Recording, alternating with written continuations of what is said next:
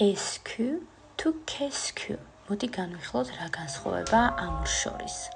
ალბათ ყველას გაგიგიათ დახურული და ღია კითხვა. თუ არ იცით, აქვე გეტყვით დახურულია კითხვა, რომელიც პასუხობს პირდაპირ კი და არათი და რაიმე ახსნა განმარტება ზედმეტად თქვენ თუ სურვილი არ გაქვთ, არ სჭირდება. მაგრამ ღიაა კითხვა, რომელსაც კი და არათი ვერ ვუპასუხებთ და დაკონკრეტებული ახსნა განმარტებითი პასუხი სჭირდება.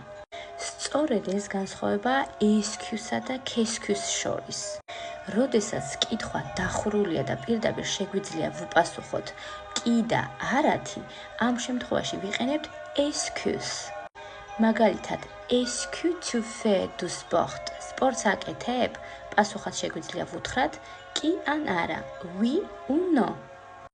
მაგრამ, როდესაც კითხვა ღიაა და კონკრეტული პასუხით დიახ და არათი ვერ ვუპასუხებთ, ვიყენებთ KSQ-ს. აი მაგალითად, Qu'est-ce que tu fais? რას აკეთებ? პასუხად მაგალითად, je lis un livre. მე ვკითხულობ წიგნს.